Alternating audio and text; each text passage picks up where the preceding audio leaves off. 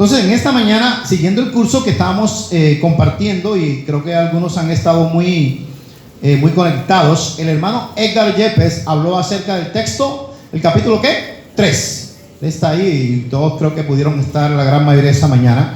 Hoy vamos a leer el capítulo 4, los versículos del 1 hasta el 22.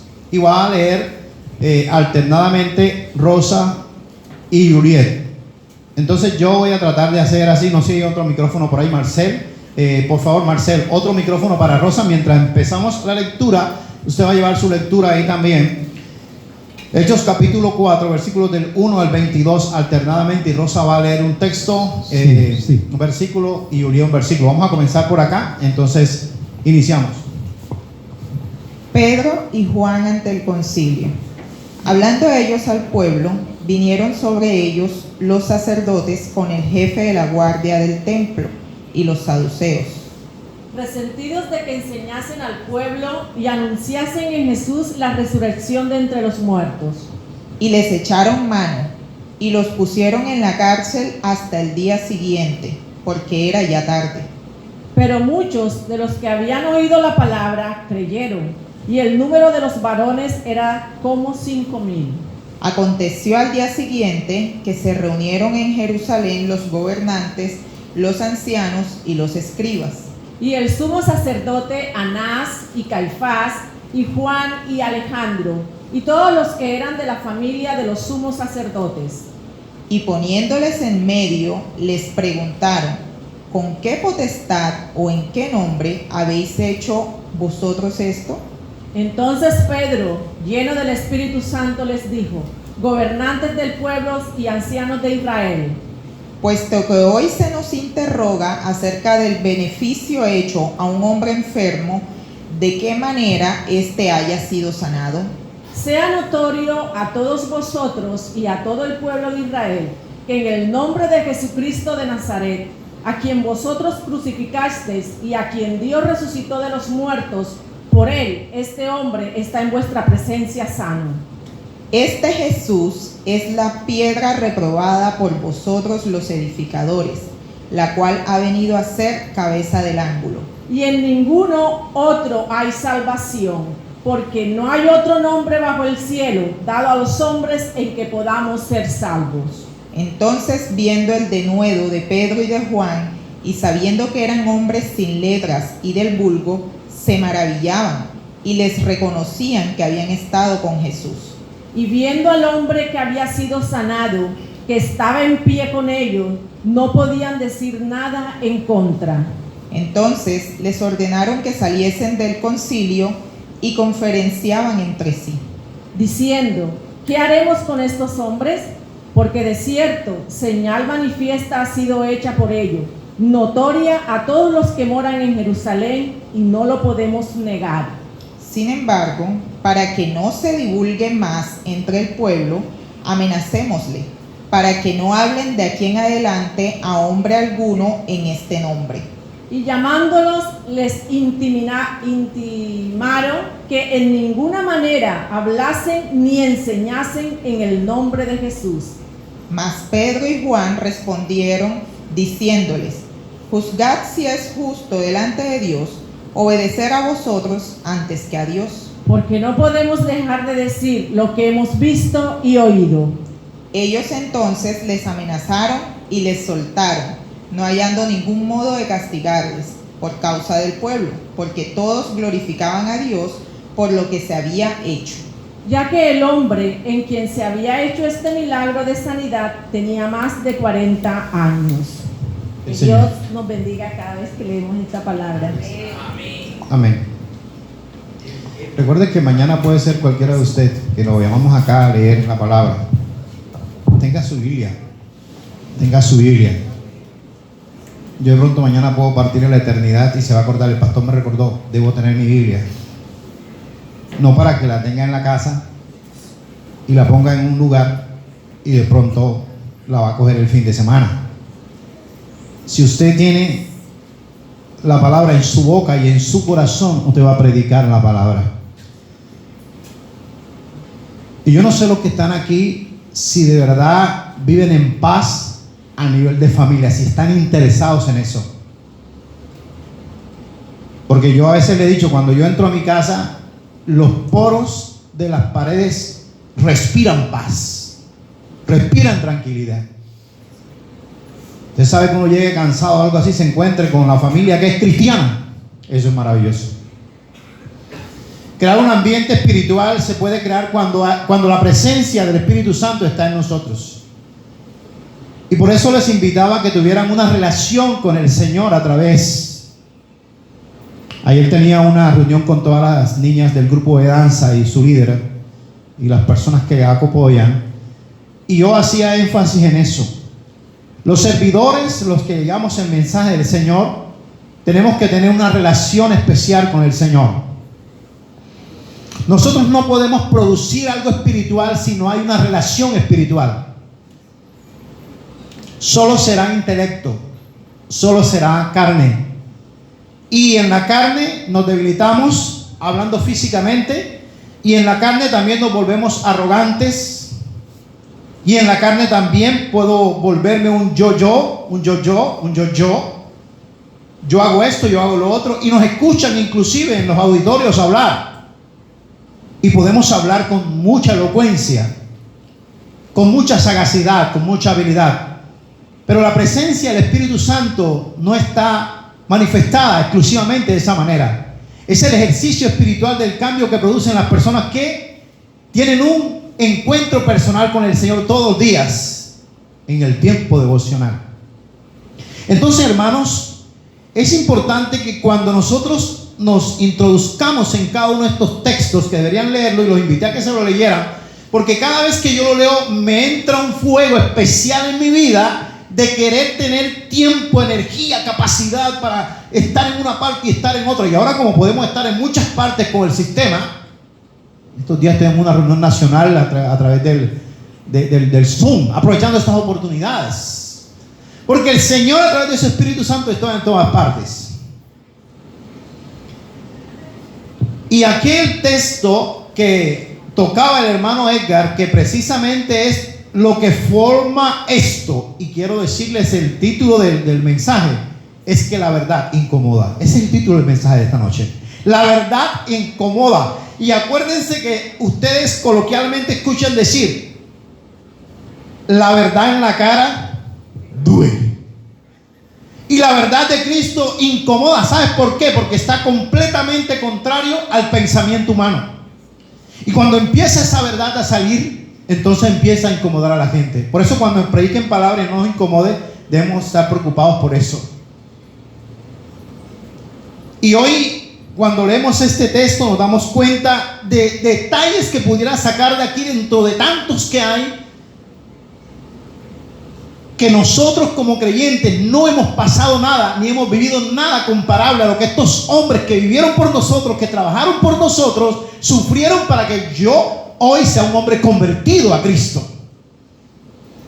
Yo alguna vez les recordaba que allá en un barrio que se llama Canapote, allá me rescató el Señor así, lanzó la atarraya y me trajo de uno y me trajo dice que me rescató de las tinieblas a su luz admirable. Eso es lo que hace con nosotros. Y somos nuevas criaturas. Entonces nosotros somos de alguna manera llamados por Dios a transferir ese mensaje en la universidad, en el trabajo, donde quiera que estamos. Y miren la inocencia o la ignorancia del mundo. Ustedes se pudieran imaginar cuánta ignorancia de la palabra, cuánta inocencia en el mundo de conocer de Dios. En esta semana quise hacer una entrevista a las personas donde yo iba a comprar. Y uno sí me llamó más poderosamente. Yo fui a mercar las carnes. Y la persona que me tocó nunca me había atendido. Todos ya un poquito me conocen, porque siempre... Y ese no me había tocado. Y mientras me despachaba, cuando él está despachando y tal, eso es rápido, lo aprovecho la oportunidad. Y yo me tocó preguntarle a un pocotón de personas, pero me llamó la atención a esta respuesta a esta pregunta. Yo le dije, pues fueron las preguntas. Yo le pregunté, ¿tú vas a alguna iglesia? Me dice, ¿cómo? Que tú vas a alguna iglesia cristiana, te congregas. No, yo ¿Nunca te has congregado? No, yo nunca me he congregado en una iglesia. ¿Y tú has oído alguna vez, en alguna ocasión has oído Juan 3:16? Me dice, ¿qué es eso? Yo, no, ese es el texto de la Biblia más importante que ha predicado la gente. No, yo no he escuchado eso. ¿Y cómo dice? Porque de tal manera amó Dios al mundo que ha dado a su Hijo unigénito para que todo aquel que le cree no se pierda, mas tenga vida eterna. Recuerda que tú estás en un lugar donde Él está trabajando y no lo puedes impedir mucho, solo que estás aprovechando ese poquito ahí, ese ratico ahí. Y él me dijo, yo nunca había ido. Y yo le dije, ¿por qué? Porque con este trabajo yo no tengo tiempo. Y esa es la expresión de todos nosotros. Y no solamente de Él, sino de nosotros. No creces espiritualmente, no tienes una relación con el Espíritu Santo, no predicas el Evangelio, no compartes con nadie, no compartes con tu familia, porque no tienes el conocimiento, porque no tienes una relación con Dios. Entonces, la iglesia tiene una necesidad de que estas cosas se conozcan. Quizás Edgar predicó ese día acerca de ese sermón. Y algunos lo sabían o lo han escuchado. Pero ¿por qué estaba pasando esto? ¿Por qué lo de la lectura? ¿Por qué la presión de los jerarcas? ¿Por qué la fuerza de Pedro? ¿Por qué la razón de ser del versículo que habla acerca de que en ningún otro hay salvación? ¿Sabes por qué? Porque la gente tiene que saber esa verdad. Y esa verdad que cambia, esa verdad que transforma. Y si tú no la tienes, no la puedes predicar. Yo puedo hablar de lo que Cristo ha hecho en mi vida.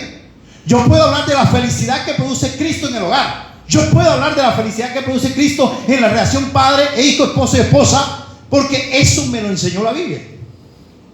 Y no se da de un día para otro, sino que es el ejercicio de hacerlo.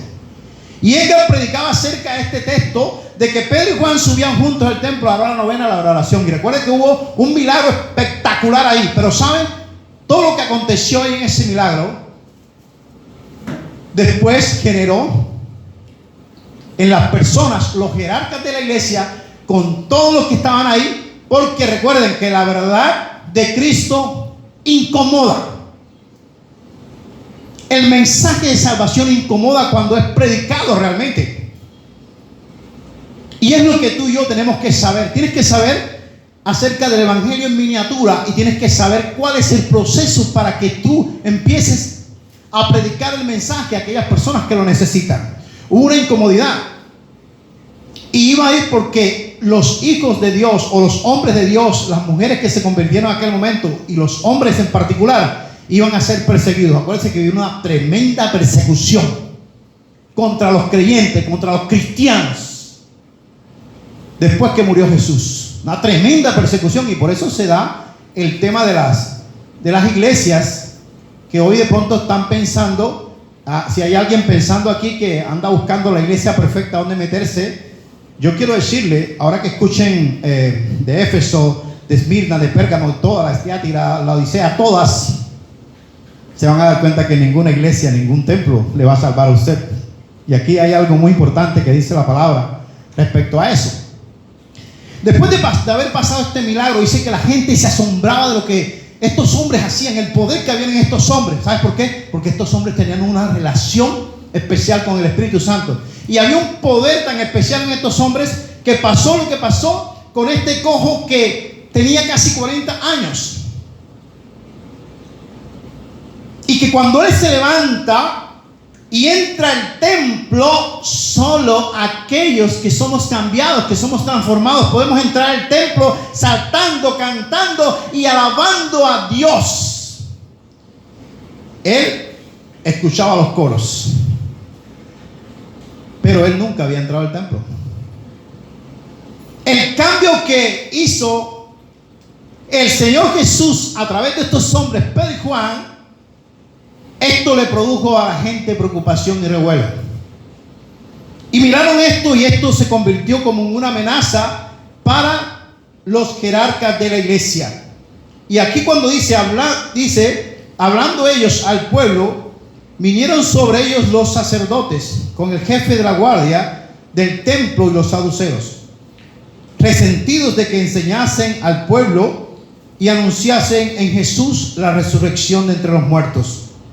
Les echaron mano y y los pusieron en la cárcel hasta el día siguiente porque era ya tarde.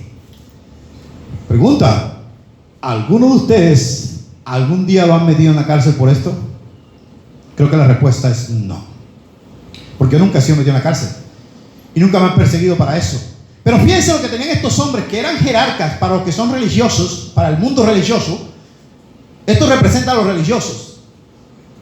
Ellos estaban resentidos porque se estaba predicando de lo que usted y yo tenemos que predicar, de la resurrección, ¿verdad? Todo el proceso que mencionaban, y los que estaban dentro de la clase saben que ninguno de nosotros podría padecer. Ninguno de nosotros podía padecer lo del siervo sufriente. Cuando usted empieza a leer ese pasaje y empieza a leer ese pasaje, se introduce en el pasaje y empieza la narrativa y empieza su mente a pensar todo lo que le venía a Jesús, todo lo que habían dicho ahí el profeta Isaías al vaticinio de la venida del Señor, y quién era y cómo era y qué iba a padecer. Usted se mete dentro de ese pasaje y dice: definitivamente yo no he sufrido nada y creo que no voy a sufrir así. Todos estábamos metidos en una lección, tremenda lección. ¿Sabes? Eso fue el sacrificio más grande. Pero después de él vinieron todos estos hombres que empezaron a sacrificarse por causa del evangelio de Jesús. Y como estaban resentidos estos hombres, porque la verdad, recuerden, la verdad de Cristo incomoda. El mensaje del evangelio incomoda. Porque ¿sabes qué? Porque nos confronta. Si el mensaje que tú lees, si el mensaje que tú escuchas no te confronta, tú no vas a cambiar. Y tiene que confrontarte a ti para que, teniéndolo tú, entonces lo transfiera a otras personas. ¿Cómo así que si el mensaje nos cambia, nos transforma, yo voy a ser el mismo siempre? ¿O va a ser la misma mujer, el mismo hombre siempre? No, usted tiene que cambiar. Usted tiene que ser un modelo. Un seguidor de Cristo sencillamente es un imitador de lo que él hace. Y entonces, como ellos estaban viendo que esto era amenazado, estos tipos estaban volviendo como muy espirituales, ellos fueron metidos a la cárcel, dice el texto. Pero dice el versículo: pero muchos de los que habían oído la palabra creyeron, y el número de los varones era como 5,000. Hermanos, cuando la palabra se predica, hay convertidos, hay personas que abren su corazón a él. Ten en cuenta que cuando tú predicas la palabra, si tú la compartes con la guía del Espíritu Santo, van a haber personas convertidas.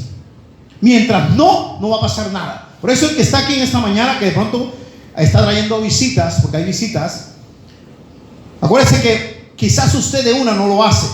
Yo le dije al chico que estaba atendiendo el negocio, yo le dije al final: yo hoy te dije la palabra, hoy te la prediqué, pero mañana o pasado verás a otra persona que lo va a hacer, y otra persona lo va a hacer, y te vas a dar cuenta cómo Dios te va a mostrar el camino. Y eso es lo que tú y yo tenemos que hablar, porque siempre que lo hagas habrán convertidos. Dice que habían como 5,000 hombres. Pero hay algo importante en lo que tú y yo tenemos que tener claro cuando vayamos a llevar el mensaje. Vamos a tener la contra siempre.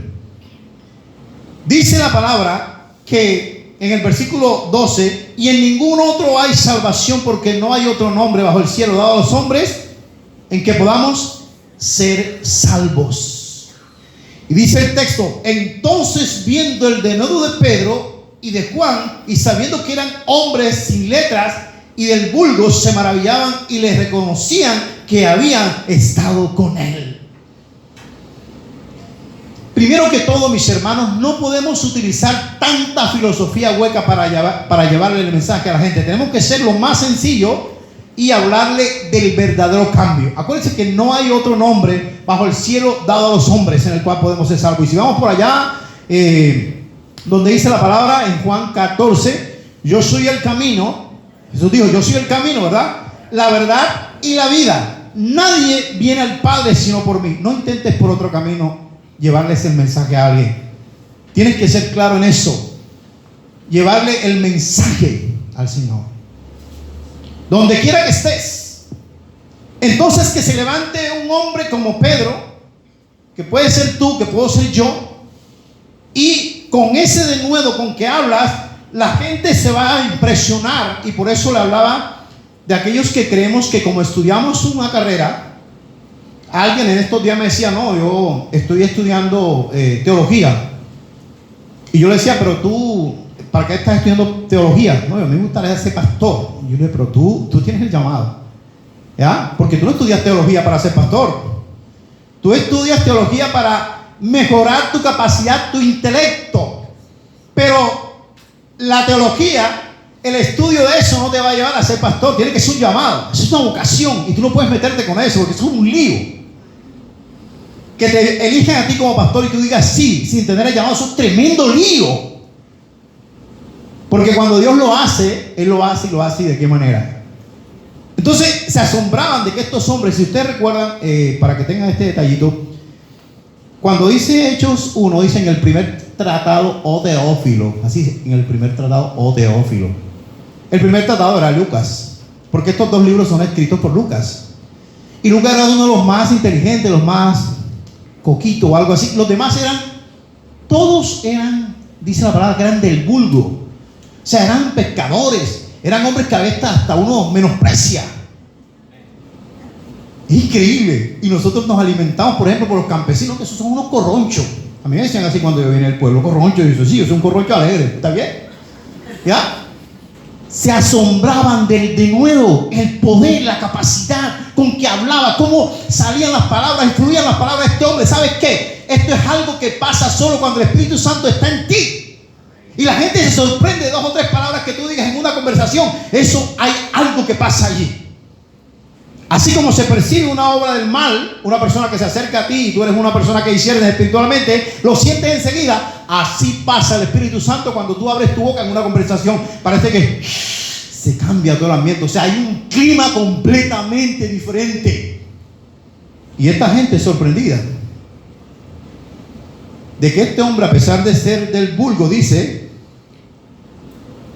en el versículo 3, entonces, viendo el denuedo de Pedro y de Juan, y sabiendo que eran hombres sin letra y del vulgo, se maravillaban y le reconocían que habían estado con Jesús.